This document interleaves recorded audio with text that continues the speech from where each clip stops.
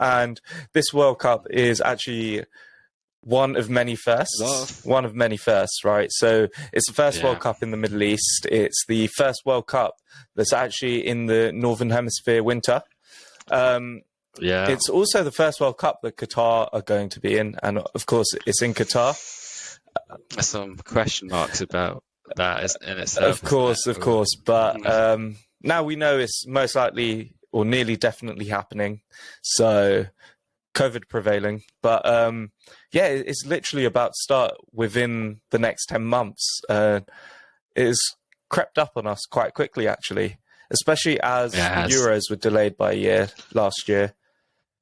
So, have they decided what's going to happen with the Premier League during that time? I mean, it's definitely going to be postponed. I'm pretty sure they've already announced that there will be like that. So I believe they've shortened down the World Cup. So normally the World Cup takes like 32 or 33 days, and they've shortened it to a 28-day flat.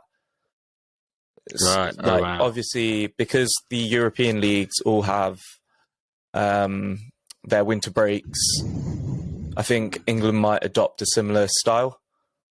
So that plays a factor into it, right? Yeah, it does. There's a couple questions that sort of I wanted to go through, because I think it being a winter World Cup changes a lot of things, right? Mm-hmm. So obviously we're making our squad predictions, so that is the main part of this podcast, but we're making our squad predictions later on in the podcast, and it's 10 months in advance, right? So how much do you think can change within the year? So much, honestly. Like, there's players now that aren't even like I would consider could get in there, but they're injured at the moment. So such as like a Reece James or a Ventura, who probably should be more or less first in the team sheet. I know they're out for a long time at the moment, and I guess hopefully they're back in time for that. But we'll see. And equally, someone who's playing very well now, someone like who's not in great form, such as Harry Kane, could be doing a lot better again as well. But obviously, I think he's going to go regardless. Well, okay, I agree with you. Like a lot can change, but I also think. What are your thoughts on, like, say, Southgate? I feel like he has his favourites in the squad. He has people that he's very unlikely to drop, even if they're bang out of form for a long period of time. So if you, like, tying into that, like, should your place be guaranteed in the England squad? I think it's a tough position, because, like, half of it is such a scrutinised job. Everyone has an opinion on the England job, and who should play, who shouldn't play. You have so many voices everywhere. Everyone has such strong views. I think unless it's like completely shocking form compared to like how it has been previously, I don't see any reason why you should drop the so-called favourites for now, especially when you've built the team around them for so long now. Yeah, I agree. I think there are a few key positions that, have to be sort of staple in the England squad, in any squad really, right?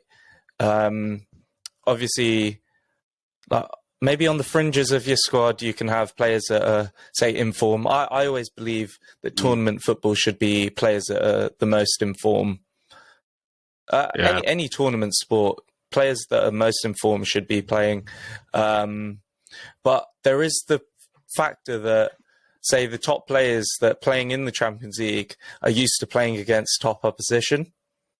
And I think that is a factor. And people always say he's only in the England squad because he plays for the Man Uniteds or the Chelseas or the Liverpools, right? But it does make a difference. It does. It's like you are used to playing day in, day out at that top level, basically. Like, it's the golden standard at the moment, certainly in those teams as well. Like, at the moment, with the Premier League being as strong as it is, with the top teams, I don't see why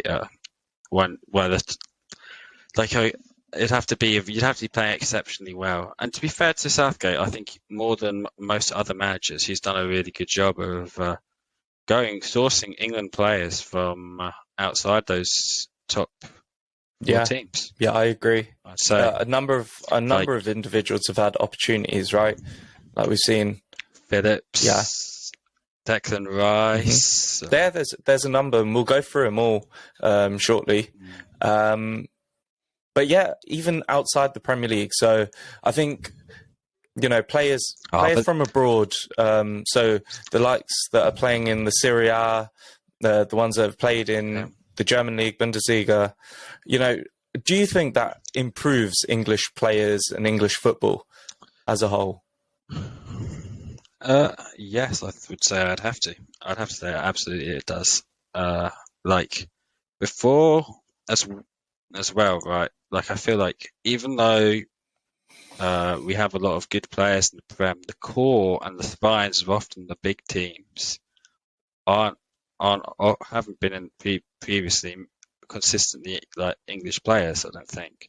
And I think that makes a huge difference. Whereas I think abroad they're getting more opportunities to do that as well. I think just more opportunities to play, more game time as well. You get abroad. Like I think you only have to look at someone. Oh, who's the Dortmund guy? Was Jude Bellingham. Yeah, as a good example. Yeah. I think as well, it's a recent thing. I think Jadon Sancho, in particular, he started this trend of going abroad just to get more opportunities that he just wouldn't get. Especially as a young player. I think it's a great opportunity, right? Like I think he was the first. Really. Well, yeah, it is. I do remember Mason Mount going to Vitesse. Obviously, I don't think he played much for Vitesse, but also Chelsea do have their affiliation with Vitesse, so it's a bit different. But it was a loan though, rather than like fully. Yeah, that is also true. Yeah. Yeah. Whereas like he's like fully committed to going out there to Dortmund. I think that's actually like one of the first. Like, that's so rare for an English player even to do. Because I think it's tough as well, right? Because so often, just even with how it's set up in schools, like with languages and stuff, I think they're just taught quite badly here. So like, I feel like a lot of English players, they find it hard to adjust, and it's quite scary, I'd imagine, to leave like so much behind when probably your language. Yeah, well, skills and another is not so good, or German's not great. Yeah, I was watching an interview with Eric Dyer a few weeks ago even, and he was saying how his family moved to, well, they were obviously in Portugal, and when he got to 16 or 14 to 16, around that age, the whole family came back to England because of the rest of his family and their schooling, and he was out there on his own in like an international school, like an English-based school with the football academy at Sporting. I believe it was Sporting. Okay. And so, you can completely understand how much of a challenge it would be. Like in England, we get a lot of foreign players in our youth systems as well. Because you flip it over as well. Yeah. Like, their English is all so good in Europe. They're taught like English from such a young age. Rather a fun anecdote. Well, I say not that fun, but then there's one time we went like a water park on holiday with fun back when I was 12 or something, and then we were just joking about Santa Claus not being real, and they were like, and my parents were like, you can't say that; they'll understand what you're saying. Yeah, bit of a random. Anyway, a bit off piece with that. That gives some context. Yeah, that's so good. But the standard would be quite high. If someone was like that when that age, and someone speaking there said that in a language I have no clue, I think it says a lot. And all that, I think it all contributes to why over the years just so many players haven't moved abroad with English. Yeah. Why we so many foreign players feel so comfortable to come over here. But we look at it now, and taking the Serie A, you've got Tammy Abraham, Tomori, Smalling, Maitland-Niles has gone out. Then in Germany, obviously Bellingham and Sancho was there.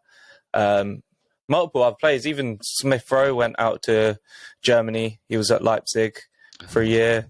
What a boy. Reece Nelson's out in, I think, Holland right now. Oh, Yeah, really? I think he's at Ajax or PSV.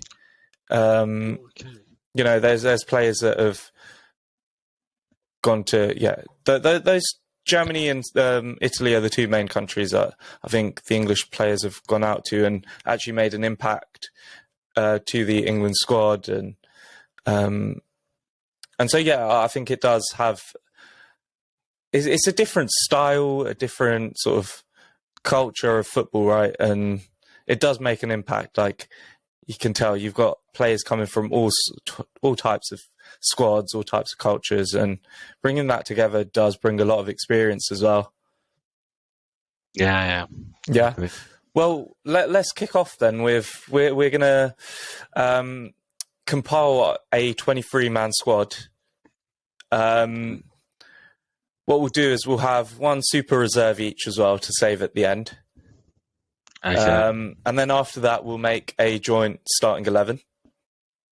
So the super reserve is someone that I think should get. Well, we won't do that because the super reserve will be, say, the one like after we've compiled our 23. Say there's one player that you really think should be in the squad, but didn't get in, didn't make the cut. They'll be added on as the 24th man. That'll be added. Okay. So the format we can go. And of course, this is quite fluid because nowadays a lot of players do play in multiple different positions, right?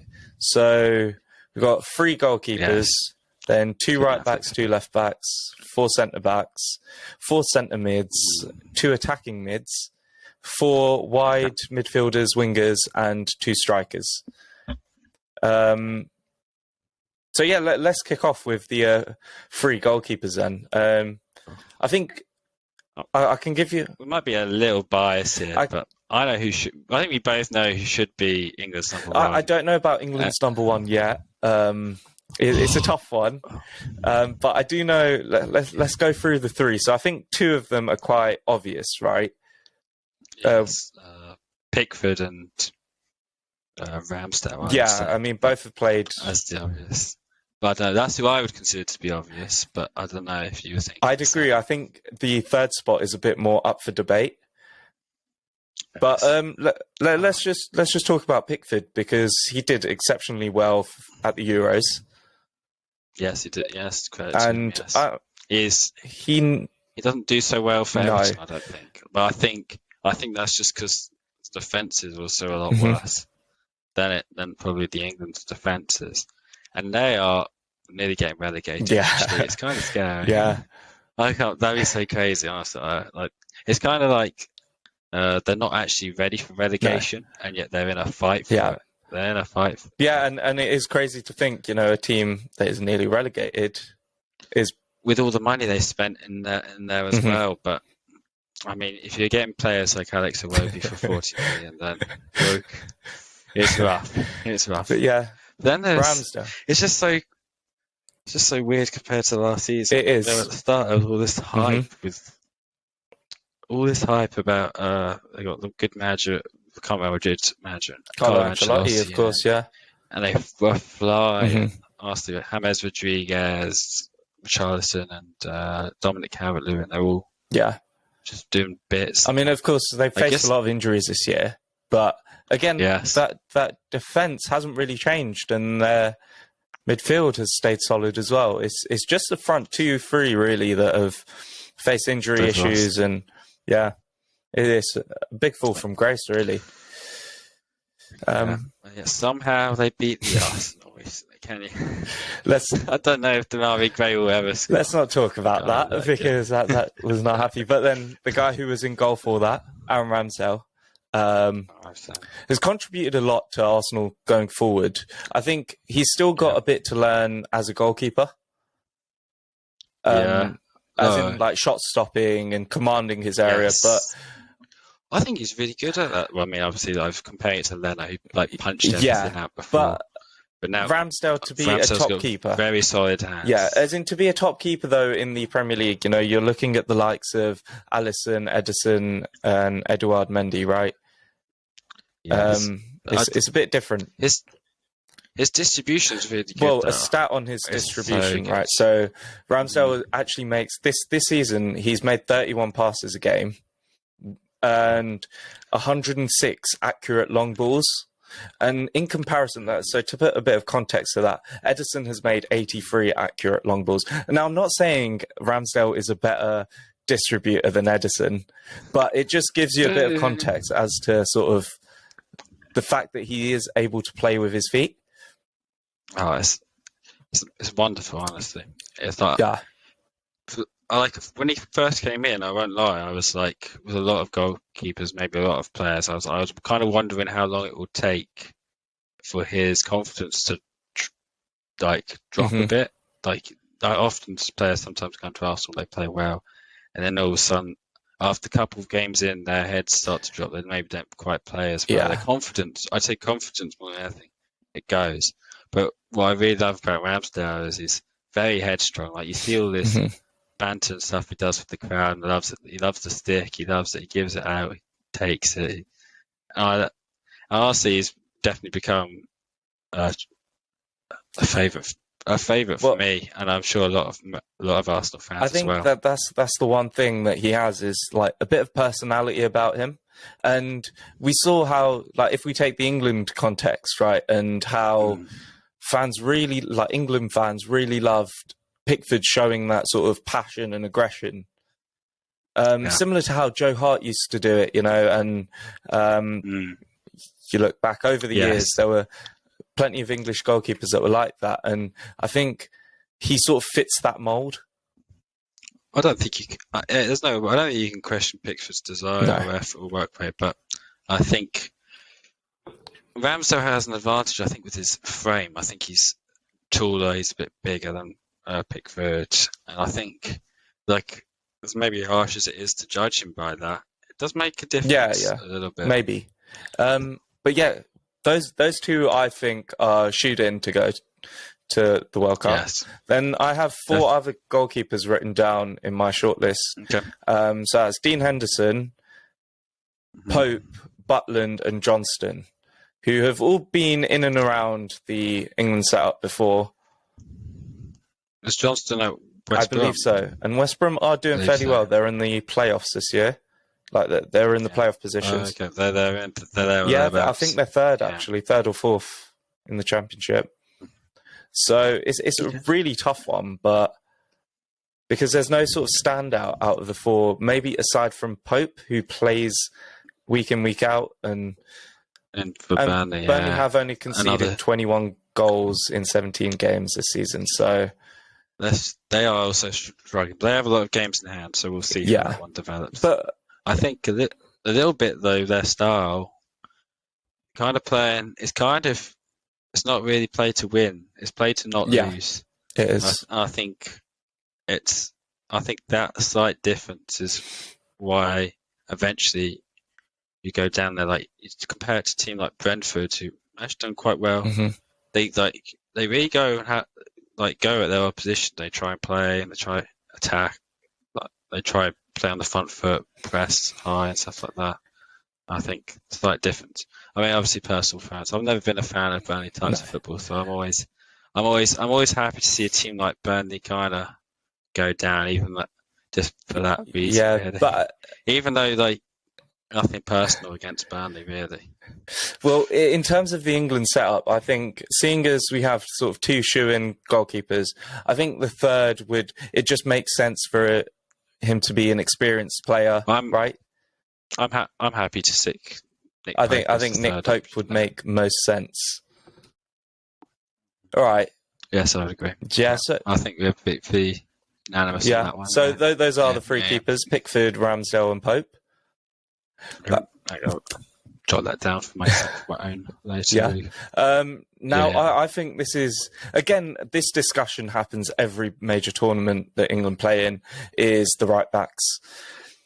And there are a number of quality right backs, and we're going to look to pick two out of, I'd say there's four sort of very strong contenders in Trent Alexander-Arnold, Reece James, Kyle Walker, and Kieran Trippier.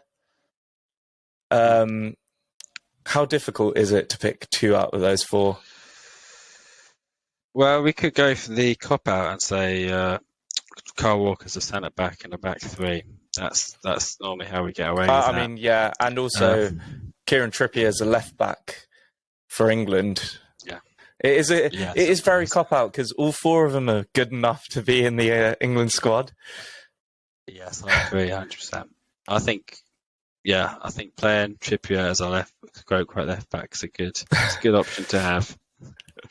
But I actually think he might be the weakest out of the four. Yeah.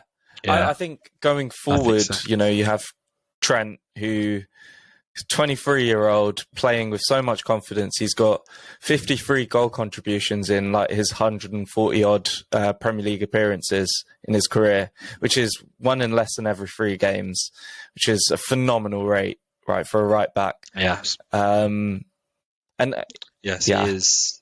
He is goals, free kicks, assists. Like it's something that he's got ridiculous assist stats in the last 5 years. I think he's third behind Thomas Müller and Messi for stats. For assists. Yeah.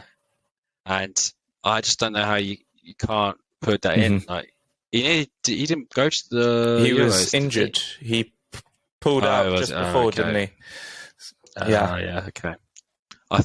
For whatever reason, there was some debate, I think, or maybe there wasn't that much debate, but it seemed like at the time. Well, he was in the provisional squad for that Euros, so it was just a shame he got injured.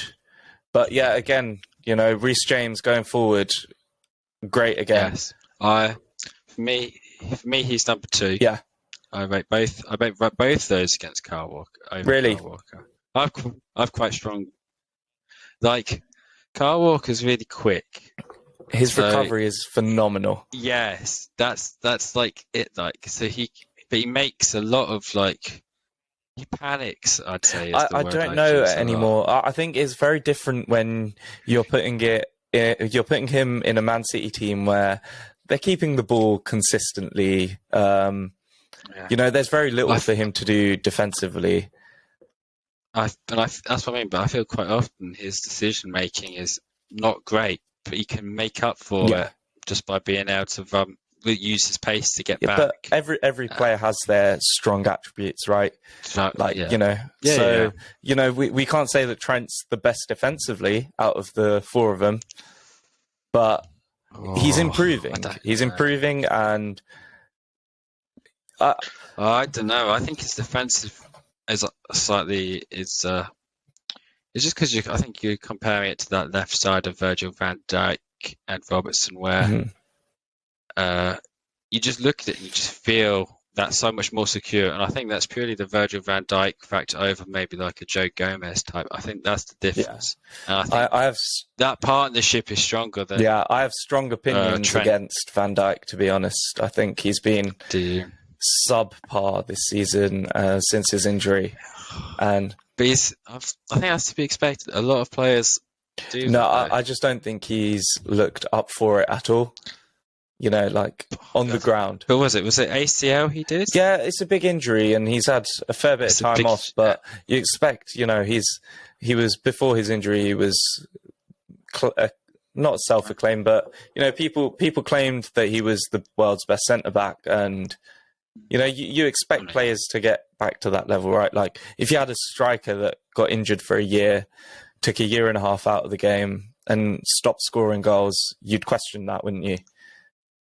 Yeah, I would. But I think still, it's purely psychological at this point. No, it's all in his head, and I think to be fair to him, it's going to take a long time. It's going to take a long time for him to fully recover that cycle of playing for a long time without getting injured. Because I think almost certainly he's never. I think as well. That's why they never fully recover psychologically. Because I think he'll get maybe 90% of what he was on 85, something like that.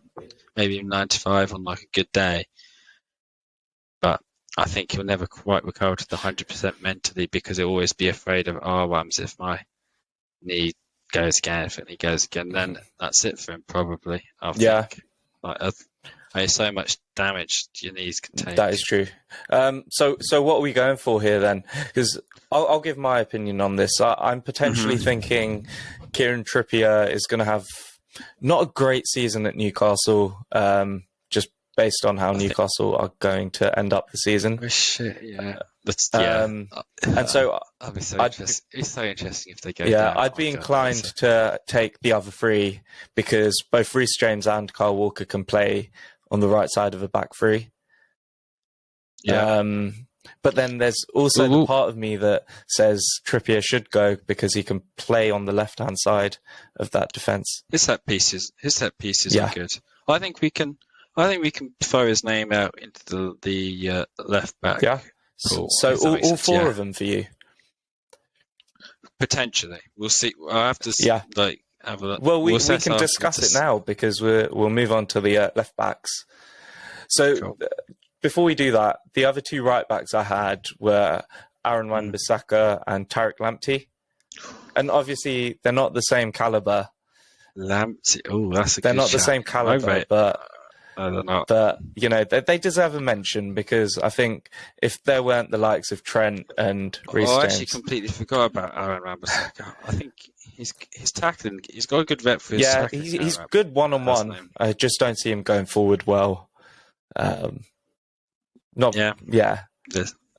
get I'll that. Discard the two of them because I don't think they're anywhere near the World Cup squad, the England squad at all. No, but not yet. Okay, not yet. Fair. Maybe once Kyle Walker and Trippier are out of the scene, because they are hitting their sort of past their prime. Lamptey looked. I've not watched tons of Lamptey. I have my fantasy team to take that for free. Right, defender's always great, but I think he played. I remember he looked pretty sharp when he came Chelsea against Arsenal. I mean, again, when he was playing like Chelsea, pretty sharp.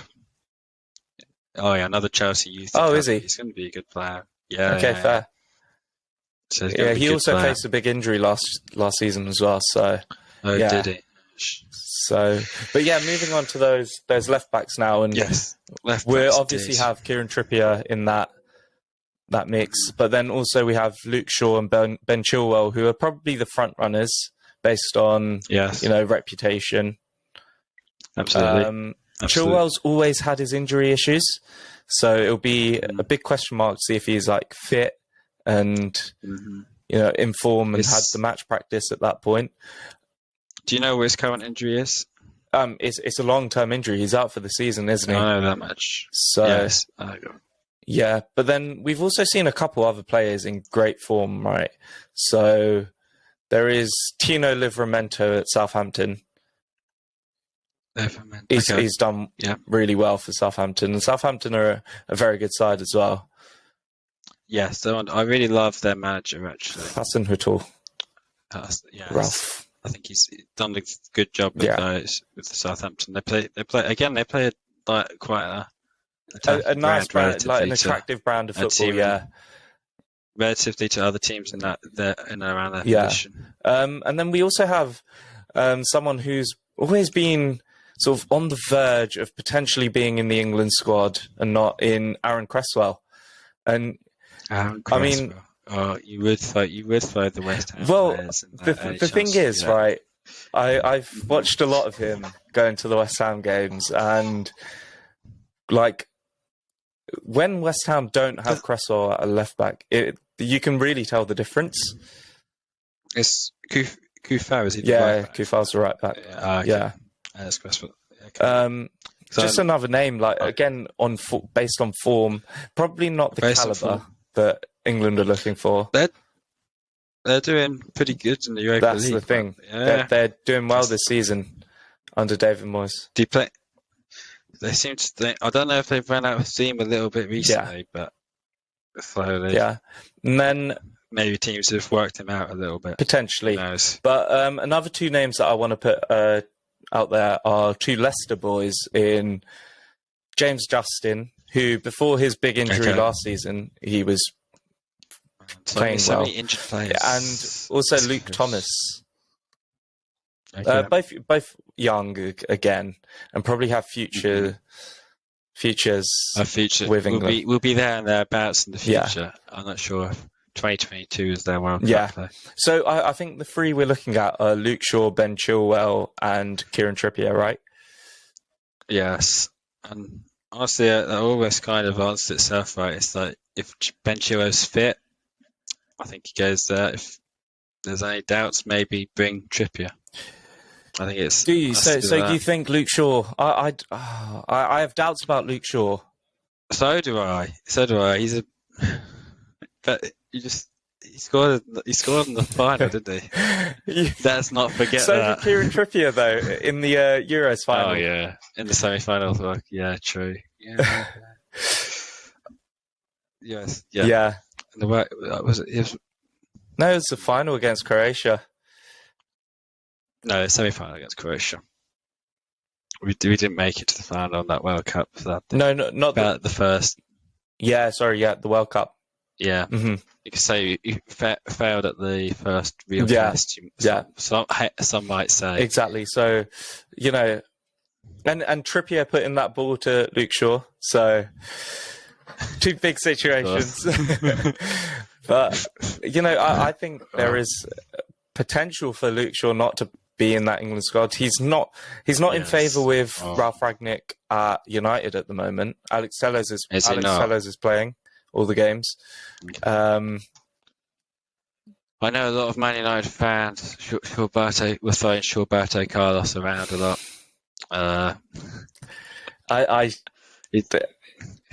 It's good chat, but he's a hit and miss, right? For me, there's been periods where some days he's great, looks good, right? And there's periods where, like, if I were to look at, you have two options now, right? So you have Chilwell, who is by far the best of the three of them going forward, and it's between, I'd say, Trippier and maybe Luke Shaw as the best defensively. Yes. Man. But I just think Trippier offers that something different with his deliveries and set piece. Yeah, true. I think your plan B or C. Yeah. Where you just send balls into the box. I think you want the Kieran Trippier, and for that reason, he might get them. That's why he might get them nod over Shaw. We'll see. Like again, it all depends a lot on form. But so which two are you going for? Which two? My choice would be Chilwell. Probably. Sure, but yeah, I don't think we'll be massively weakened. Well, I think Chilwell for me is to stand out, and then if it's just a question of fitness, and Luke Shaw or Trippier, I don't think we're weaker if we. Yeah, it could be either or, right? Go on. Yeah. Which one are you picking? And I'll go with you on this one, and then the other one will be out of the squad. He could be your star reserve player. Okay. Let's go with Luke Shaw. I think just because I think he has been playing well more recently, and obviously Man United's just a bit showers at the moment. So he's always done well for England. I think Southgate would opt for Shaw as well. Okay. I'll happily concede on that one because I would favour Trippier in that situation, but either or for me, I'd be happy with.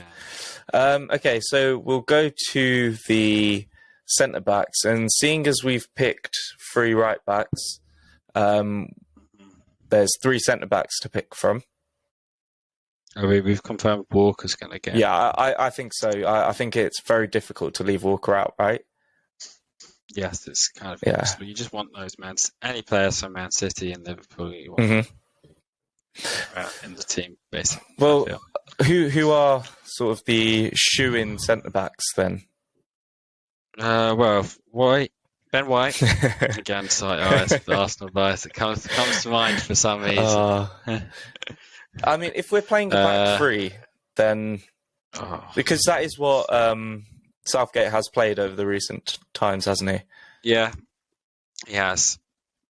For me, on maybe current form, I might say White and Stones. I mean, Stones doesn't play for City. Should I just read out my list of centre backs that I've got shortlisted? What do you mean he doesn't play for? Stones doesn't play for City. It's crazy. Pep Guardiola's team selection, honestly. I mean, he has so many choices, but yeah, he does. But like, I don't know what Stones done. He hasn't. But when you spend the amount they've spent on Laporte and Ruben Diaz, I mean, they spent a lot on Stones as well, didn't they? So yeah. Okay, so money's not. Yeah, I'll go through them. So we have John Stones, Harry Maguire, Ben White, Ben Godfrey, Ezri Konsa, Tyrone Mings, Joe Gomez, Eric Dyer, Tomori, Chris Smalling, Connor Cody, Michael Keane, Tarkovsky, and Dan Burn. Okay, there's a lot of names. There are a lot of names there, yeah. Repeat those for me so I can... All right, so John Stones. Mm-hmm. I mean, should we discard the ones that are definitely not going to be in? I'll start bottom upwards. So okay. Dan Burn. No. Tarkovsky again. No. Past his prime. It's like Michael Keane. It's like as well, but Michael Keane. Is he injured? No, he's playing for Everton. Yeah, him and Ben Godfrey both playing. Gary Mina with him. No, definitely on form, and you definitely can't no. put any of those two in there. Connor Cody. I mean, Southgate does love a bit of Connor Cody. Like, no, I mean, sometimes, especially if you're going to play the three at the back, sometimes I think you probably want someone like Cody who is very familiar with the three at the back at Wolves, playing three at the back. So I think might be good to take for that reason. But then again, you can make a point for the same reasons for Eric Dyer, who's doing it at a bit of a high level. Even though like the Wolves team have conceded like the second least amount of goals this season. Yeah, well, I mean, Conte has his own magic 3-4-3 system that just everyone has to adjust to. And I think that's why it works because everyone has to be like, oh shit, we're playing Tottenham this week. We have to change everything to play this against a three back system, and they just don't have enough time to do the prep. And I think that's partly why. So you're going, you'd say Cody over Dyer. Yeah. Yeah. No, again, no bias there at all. What about Chris Smalling? For Roma. I think he's past his prime in my opinion, but yes, I think so. Well, I mean, question whenever was his prime, really. That is true. real question marks there. Then the Aston thing is, that's a fun situation, I think, where Jose got rid of him. And then he's now ended up with him. Exactly. Yeah. We have. So I haven't watched enough. No. We have Ezri Konsa and Mings as well. Aston Villa pairing. I like Mings. Do actually. You? I don't think. I think he's useless. Useless. Wow. Like not as in he's good for Aston Villa, but I don't think he'd add anything more than any other player. Like he's very similar to Harry Maguire. Right. Yeah. I think Maguire may be slightly better on position, but definitely Mings did really well at He did. Euros. But I think other defenders have improved and impressed a bit more of late. Thing is, though, I think I'm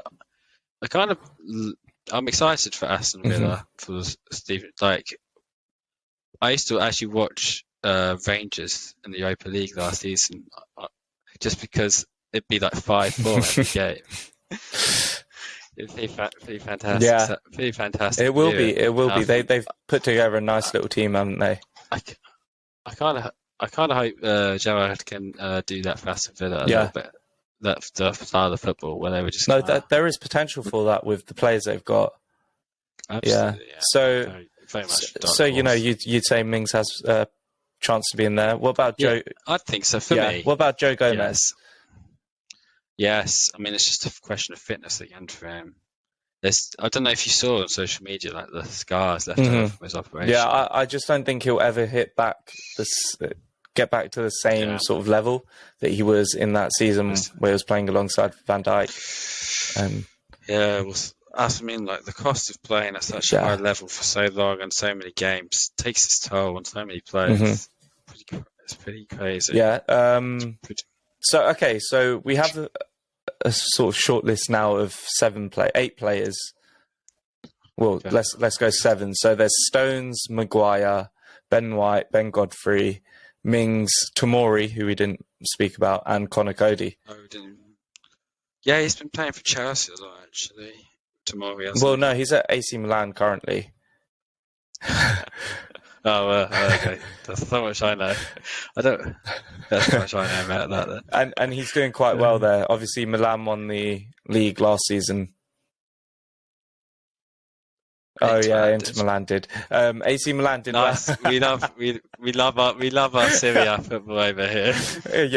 I stand corrected. Tomori. But again, like I've heard that he's been doing well for AC Milan. I haven't watched I haven't watched any of it, to be honest. But I don't know. So it's kind of a weird one. I still do think the pairing of Stones and Maguire is probably our strongest pair. Yes, it's good enough. It's good enough for me. I think both can play. Both. Yeah. I might argue Ben White over Maguire, but I think that's Arsenal bias, and also I do agree in some sense that Maguire hasn't been great. He's not. Man United just. I don't know. Like it was the whole situation before the season when he was like the Man United were struggling. Yeah. He scores 1 goal against some random team. He just goes with his hands in his ears. Yeah. Like, ooh. But then, so I think Ben White makes it this year. Okay, yes, I think so. He's definitely in the contention. Yeah, and then what do you think? Sure. Tyrone Mings then out the other 4? Yeah, I think so for me. I think if we're going to play 3 at the back, you've got to take at least 4 centre-backs, don't you? And the 5th being like Kyle Walker or Reece James. Yes. Yeah, you could do that. You could equally do Reece James. That's something good. But yeah, I'm happy with that. 5 or 6. Okay, well, let's move on to the holding mid/central mid position. So not obviously the attacking mids, but a bit deeper. Similar to how sort of England played the 2 in midfield, obviously, at the last Euros. With Rice and Calvin Phillips as like a pivot. At the moment, there's not that many options. Well, I'd say there's sort of 5 in the mix. Okay. I'd have said 4. I mean, maybe my 4 would be Ward-Prowse, Phillips if he's fit again. Big question marks there. Declan Rice and Jordan Henderson. I might be missing Jude Bellingham, of course. Oh yes, I am missing. And so those are the 5, right? And I think if we look back to the Euros, Ward-Prowse was super unlucky not to be in it, right? The other 5, like Calvin Phillips, has injury doubts, but again, if he's fit enough and gets a couple months of football in before the World Cup, then I'm sure Southgate will pick him. And I also think he deserves to be in it after his performances at the Euros. He shows he can compete at that sort of level. Yeah, he's a good player. I feel like a lot of English defensive midfielders, they're not great at passing between the lines, if you like. Well, that's the thing. I think forwards. I think we do suffer there a little bit. And I think just a little that's bit. Where I think Jordan Henderson offers nothing. Yes. But off the ball, you won't find like anyone better than an English centre midfielder. No, of course, and energy and running and legs and stuff. But just those cute, subtle passes that I think that's where we're not so good at, because I don't think the clubs value that as highly as the off the ball. Of course, stuff. So I'd say we're picking 4 out of those 5, right? And Yes, it's really just the conversation of who we're not taking. And for me, I think, like, personally, I'd like to not see one particular person in the England squad. That being Jordan Henderson. I really don't think he. I don't think he offers much, right? Because he's a character. He's a character, right? But you've got characters in other forms. You know, you've got. It's a new style of an English squad with the youth, and of course you need that sort of experienced figure. But in terms of play, right? In terms of play, Jordan Henderson doesn't like. If we take, say, the defensive side, both Declan Rice and Calvin Phillips are better than him at that. In terms of running, Declan Rice and Calvin Phillips both beat him. In terms of forward play, I'd say Ward-Prowse, again Rice and Bellingham all outshine him. Yeah. So I mean, to be honest, I think it could be time for Bellingham to actually become the top two. I think him and Phillips, or him and one of Phillips or Rice. Yeah. That's just such a tough. I mean, I think probably Rice based on fitness and form. Of course, yeah. I think you take Rice. So who are you leaving out of the five? Probably Ward-Prowse again. Still. I think it's harsh on him because he's, again, I mean, to be fair, I left out Trippier as well for free kick specialist. But then you have Trent Alexander-Arnold, don't you, anyway? Yeah, that's true. Yeah, and anyway, Trent is more than enough. We all know Harry Kane's going to take all the free kicks anyway because that's what he does. and sometimes. But it's a tough one. I'm still not convinced. Like, why do you reckon Jordan Henderson? I don't know if it's a beneficial of the Klopp system and the way they play. Like, I think a lot of players benefit from Klopp's system, and it makes them almost better than they would be under another manager or another. I think so. He's a phenomenal coach, isn't he? And he does great things with some more average players than others. Yes, I think those that have been, I think as well, like even Klopp I think what Klopp said this one like an interview a long time ago is like the best chance creator is winning the ball back really high on the pitch. And I think that Henderson is fantastic at that, and I think that he really suits that Liverpool team, how that Liverpool team like to play. Again, though, so I'm surprised because I heard this a lot while at uni. You haven't included James Milner on the list. No, he's retired from English football, though, hasn't he? That's. Otherwise, I'm sure you. James Milner's a great player. In terms of, he's like the old school utility players. Absolutely. He plays pretty much everywhere. I'm just surprised you didn't try and sneak him in. Well, I've got another retired player further down the list. Oh, okay. Okay. I think I know where you're going with that. But I'm still not convinced. And again, I'm happy to concede on the Jordan Henderson being left out. So, Ward-Prowse out of the squad because of Henderson's experience and. Yeah, experience the team he plays. Yeah, I think that makes a big difference. It's a winning mentality as well. Yeah. Over. So those are the four. So Bellingham, Henderson, Rice, and Calvin Phillips. Yes. Not bad. So not bad. Going on to the attacking midfielders. Okay. These are the more sort of central midfielders, the ones that don't tend to play out wide as often. There's a lot of competition. There are, and there aren't. Like I think England have a number of players that can play sort of centrally and out wide, and sort of it is. Yes. We could technically just put, say, the three behind the striker as a group of six. So could take them all. So if we do that, rather than having just the central ones, if we say we're taking 6 of the 3 behind the striker, so it's like a 4-2-3-1. sort of thing, and so we can start off with, I think, let's take the ones that are already in the squad. So obviously Mount, Foden. Then you have your Rashford, Sancho, Sterling, and Grealish and Saka. Mm-hmm. Yeah, Saka. See, and just no Smith Rowe hurts. It does, and this is a point where I'd like to give some stats, right? So, absolutely, I'm all for. Yeah, I mean, Smith Rowe. So Smith Rowe is the joint fourth top goal scorer alongside Ronaldo, Son, and Mane in the Premier League this season. Oh, he's been smashed. Yeah, and Rashford has only scored 4 goals all season. Sancho I think he's got 2 goal contributions all season. Grealish has got 4 goal contributions in 16 games this season. Obviously, I don't think Smith Rowe is quite there yet. No, it's weird. I agree. As much as I would love him, I don't know what it is. I don't know what it is, but I think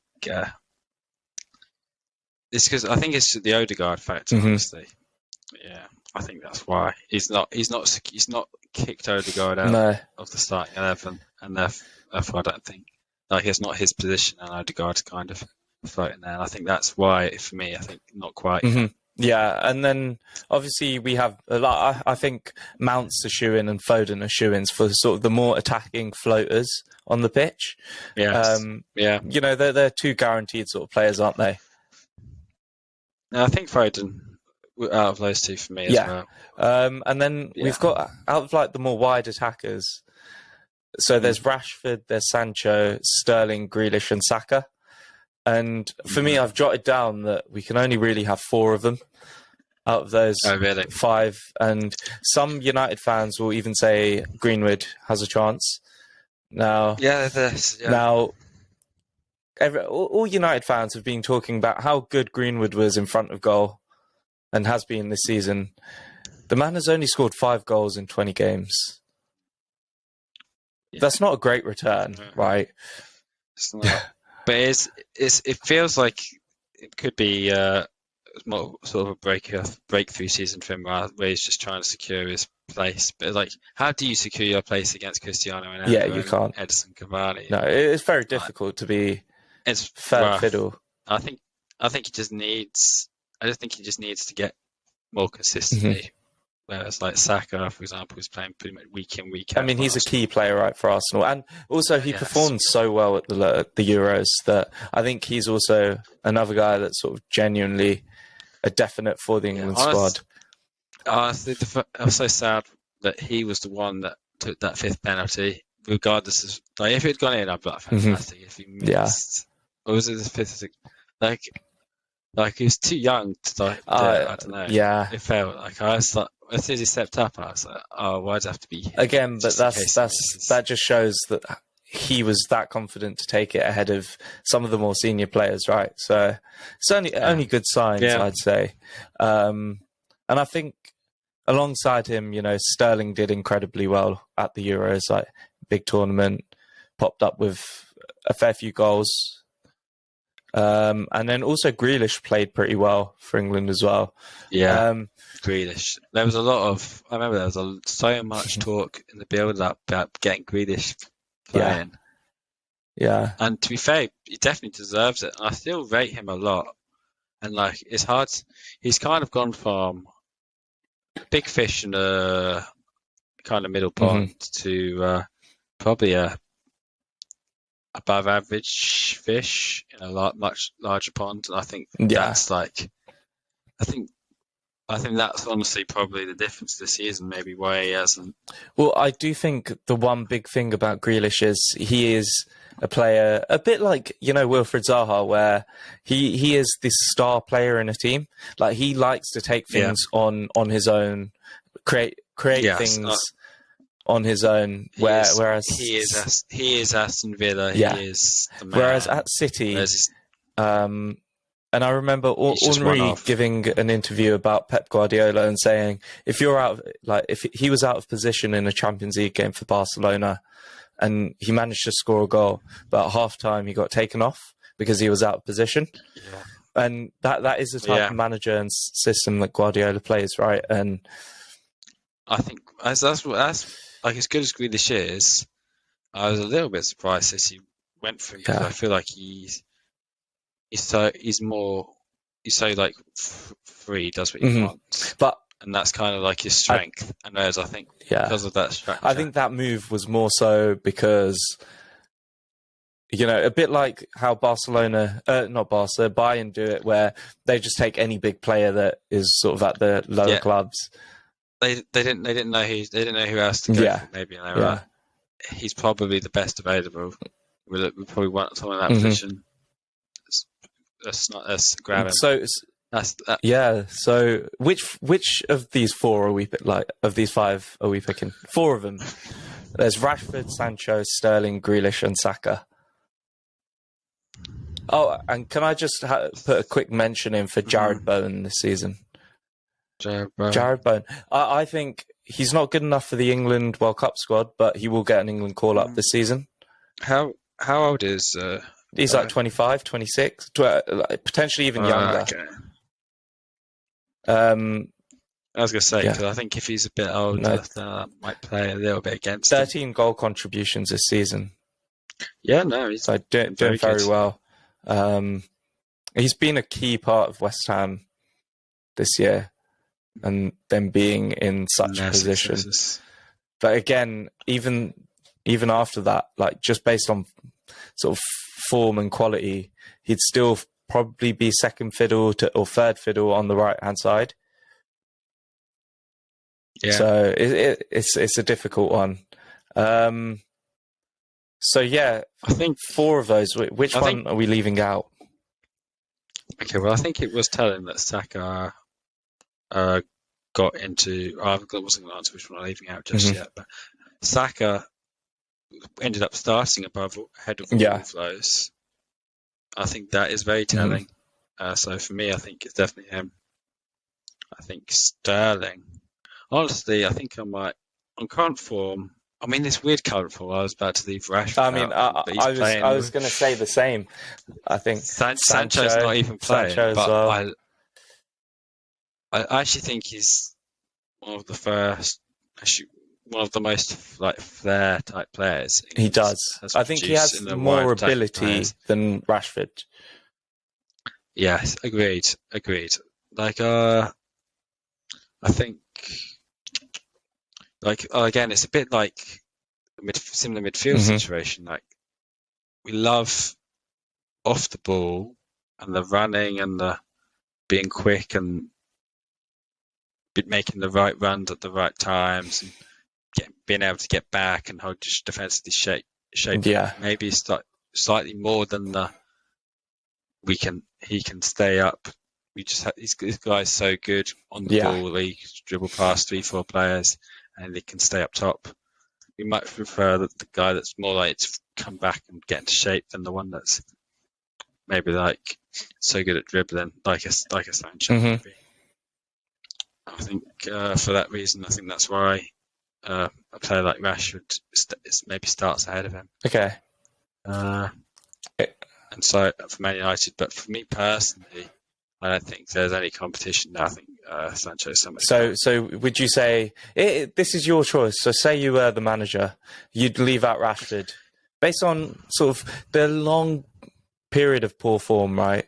And I'd say he's just a little less quality than Sancho, Sterling, and Grealish, who all play on the left. Are they all? Okay. We haven't even touched.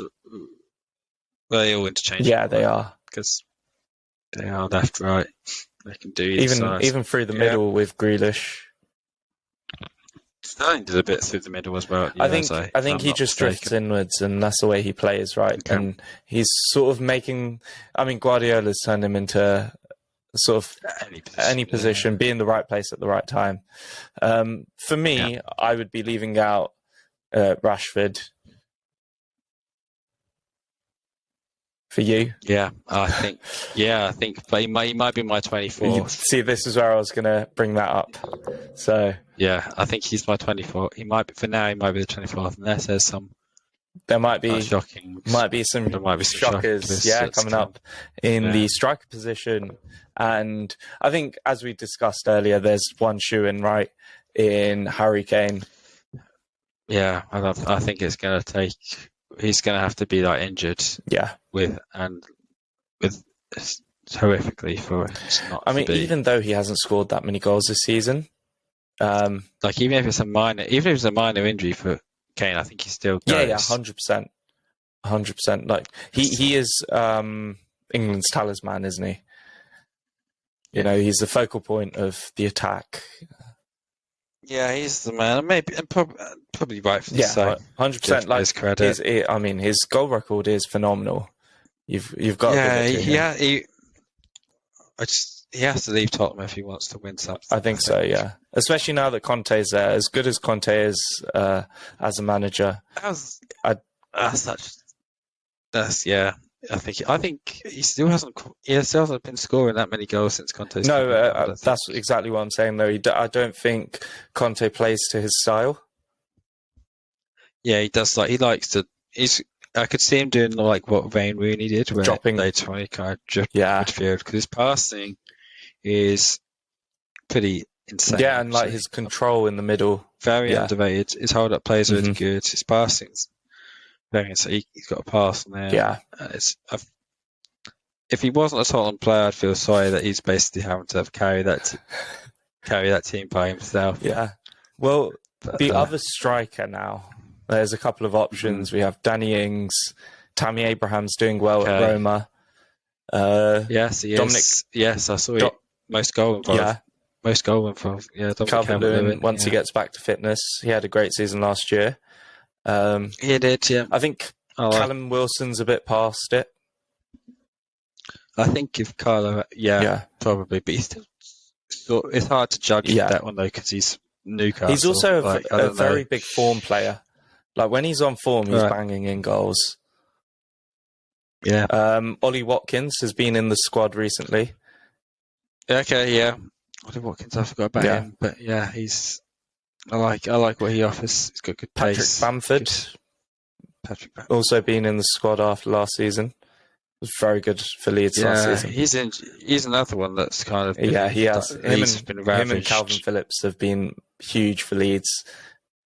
Not being there. I just think the Marco Bielsa impact. Yeah. And then my surprise revelation, the ex-retired player, or the currently retired player, Jamie Vardy. And now, if someone told him, and I think based on just, maybe tournament football, I feel like he'd be the perfect striker for tournament football. A big impact. Yeah. If someone told him, if Southgate called him up and told him, Jamie, you're going to be playing, you're going to be starting or coming off the bench every game at half time, right? Yeah. He's going. I think he thrives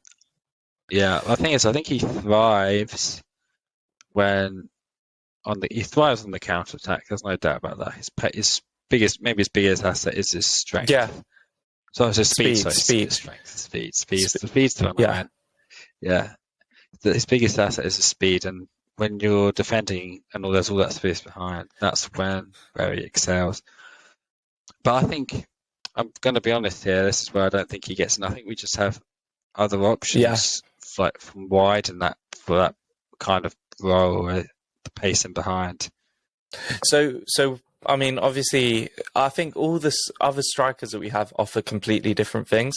So you have Danny Ings, who is just a bit of a menace, poacher, quick running in the box. He makes good runs in behind. Then you have Tammy Abraham, who has fairly solid overall play, right?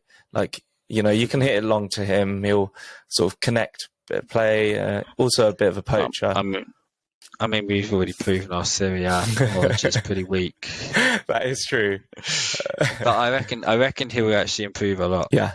By going out to Serie A, I think that will definitely help his game a lot. If there's one thing I know, he will become. If he ever comes back to the Premier League, he'll probably be a force. Mm-hmm. But then you might have said that about Lukaku.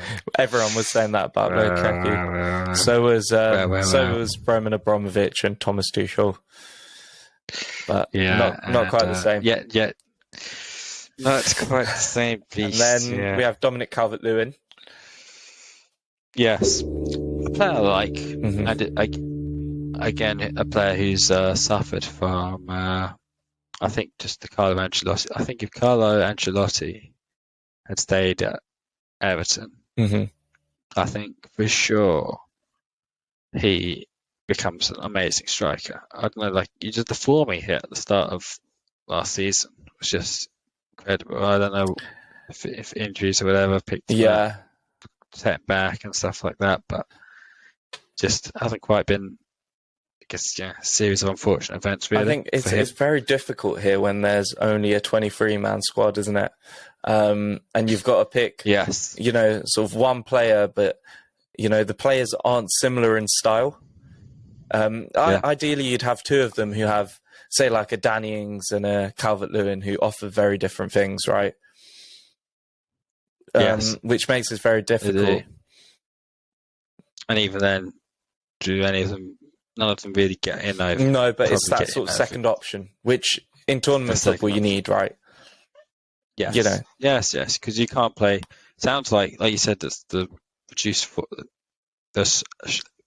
schedule. The time, the total tournament length. You get subs. Subs are going to be very important 100% in those games. Yeah, and probably in the heat as well. Like, although it's winter. No, it's still 40, 50 degrees.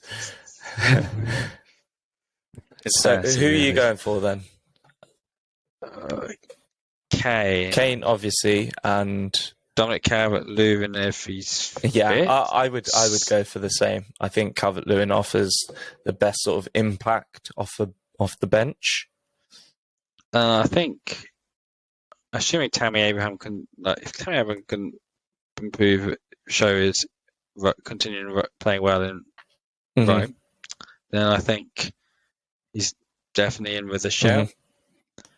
But I think I would probably opt for him over Danny Ings. But again, that's a hard decision to make. I could see Danny Ings picking up a guy. Is there someone I've missed? No, we only get two strikers, so Kane and Calvert-Lewin.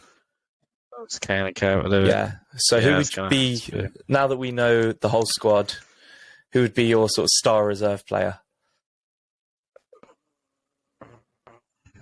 I can give you a couple of names. I think the big ones. Still Rashford. Man, Rashford. Fair. I think he stands out the most. He's like the one you're probably not happy about. No, I do get that, because I think he can also play up front as well.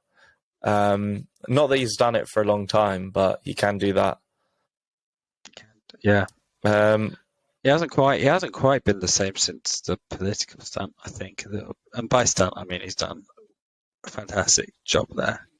What he did with the food, and the school meals and stuff. Yeah, and I like to hope more players use their power like that to help society in such a way, in other ways as well. Yeah, I wouldn't. I don't know how much the two have, like any correlation. But I mean, Rashford's been very subpar for the last, I'd say, year. Yeah. And again, we were talking about how big of a difference a year can make. And the competition's so tough. You've got to be on the top of your game to be in a World Cup squad, especially with the level of competition we have. I would go for. I'm going to go for James Maddison. We haven't even spoken about him. We haven't. Oh my God! As my reserve player,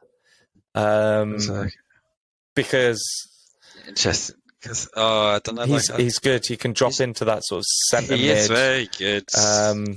And also he's got a goal contribution every 1.75 games, which is great. Yes, yeah.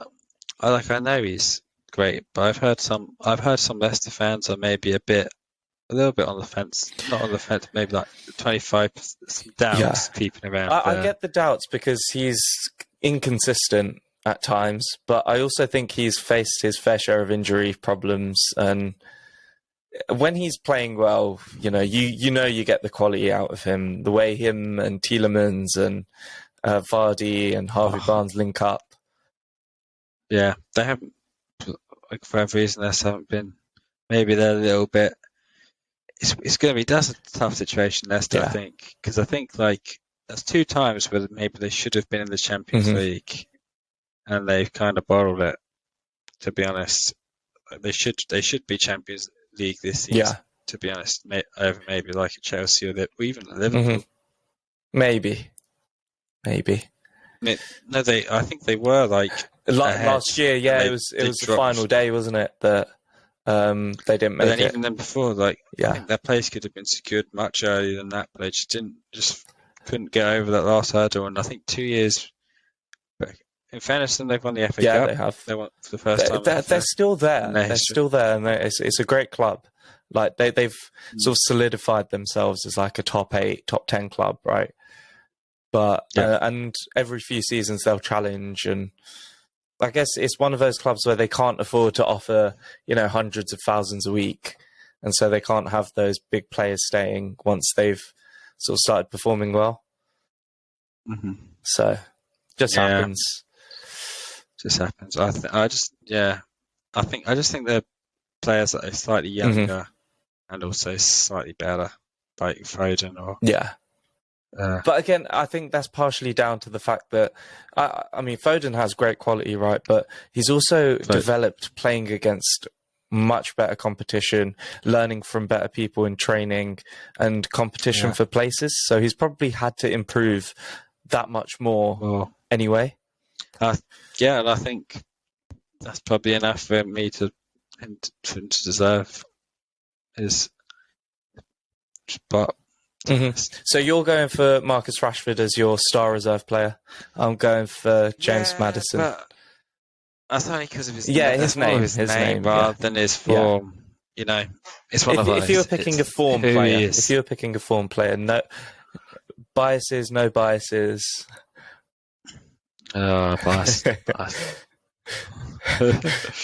I was trying to hint at that. Definitely unbiased with that one. He would be actually, to be fair. I'd have him in there, but probably a little bit. Don't know what I say realistic, but I don't think that's even realistic's not really the word, because I think it's I'd say maybe patience is the right word. Yeah, patience. I think he still needs a chance to mature and find his own position and work that all out. And then, I'm sure he'll have a good, long England career. I think so. Yeah, so... Well, it's even though there's competition for his place. Yeah, it's tough, and at the age as well, Yeah, and they're all young. It's like... it's exciting from that point of view. But you never know. Some players may just drop off at a certain point. Yeah, okay. Well, should we do a quick first 11? Go for it. So who are we going in goal? For me, Ramsdale. I'll back you on that one. Ramsdale goal. Yes, there we go. Easy. Easy. Get the easy one out. Before we start, what formation shall we play? I'm very much a 4-3-3 enjoyer. Yeah, 4-3-3 with like one more offensive sort of attack. We can do it. Yeah. Okay, so the right back. There's only one for me. Trent. I think. Trent. Okay, I like where your head's at. Then the 2 centre backs. Stones and Maguire. I'd go for the same.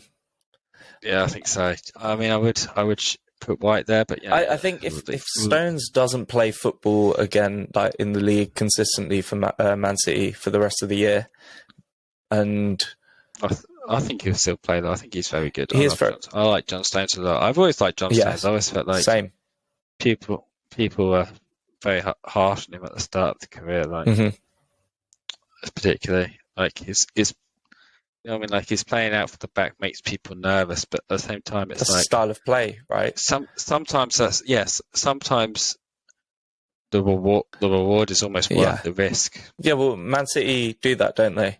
They take that risk, and more often than not, it's not, and even more often than not, it's not really a No. risk because they're just that. They're that good, and also they have the extra spare man in Edison anyway. So yeah, I'd say Ben White is on like the sort of verge potentially.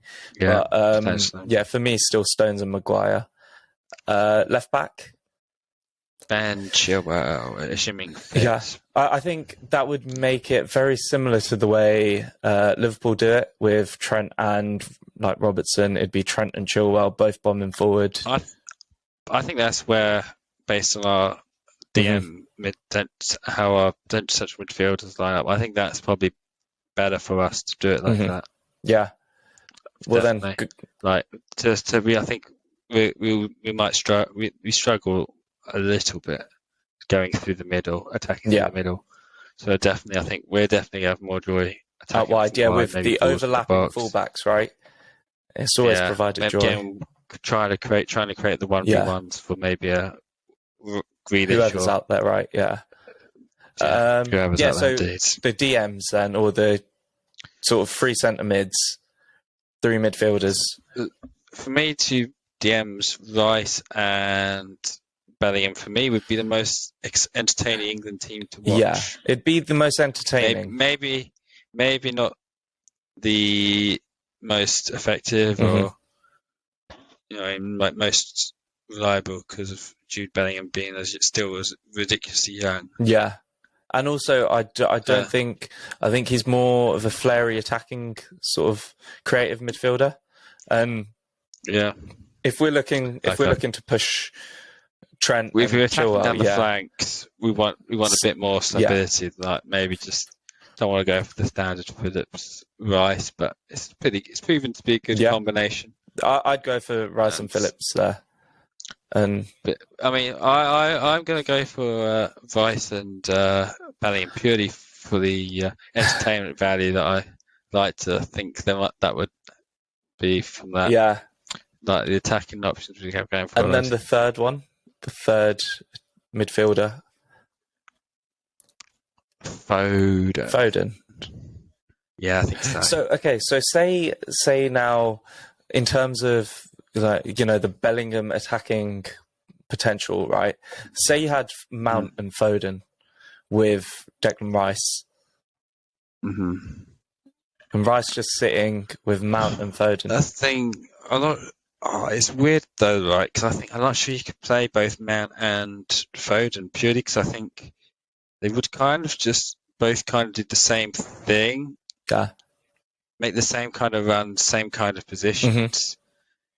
And if you got multiple people doing that, kind of cancels your attack out. Like I think I'm going to use Arsenal for example because that's the most football I watch. Sometimes you have a lot of players that make the same kind of run, same kind of positions, and they all try and do similar things. And because they both do the same things, the same like movements, will just try and get in similar positions. Because that's obviously what Arteta is trying to get them to do. It kind of slows down and stifles our build-up a bit. I get that, yeah. No fair. And I think a similar situation could happen if you played both Mount and Foden together like that. But obviously, happy to be proven wrong. Happy. And so I think Foden for me gets in ahead of Mount. Okay. I'll go for Foden as well, sort of the attacking midfielder. Potentially Mount on certain occasions, I think. It just sort of depends on the type of game as well.